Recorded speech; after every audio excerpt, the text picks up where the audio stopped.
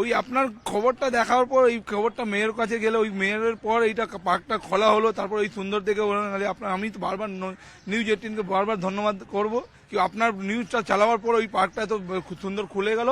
এবার সুন্দর, এবার সব যাত্রীরা আসবে, শ্মশানের যাত্রীরা বা ভূতনাথ মন্দিরের যাত্রীরা ওইখানে বসতে পারবে, গঙ্গা রিভার দেখতে পারবে, হাবড়া ব্রিজ দেখতে পারবে। নিউজ 18 বাংলাকে অনেক অনেক ধন্যবাদ। আপনাদের প্রয়াসে কয়েক বছর পর পার্কে মানুষ ঢুকতে পারছে। মেয়রকেও ধন্যবাদ দেব কি উনি আদেশ দিয়ে পার্কটা খুলিয়ে দিয়েছেন। আজ পর্যন্ত ওই ডেভেলপমেন্ট কাজের উদ্বোধন হয়নি। তো যে 1 ঘন্টা লাগে দাহ সংস্কারের সময় যে শ্মশান যাত্রীরা আসে, ঘরটা ব্যবহার হবে, ওখানে বসতে পারে। অনেক লোক তো ওপেন বসবে না, কিছু লোক আছে বৃদ্ধ যারা বাইরেই বসে গেল। বৃষ্টি ফিষ্টি আসে, বৃষ্টিতেও মানুষ সদুপয়োগ হবে।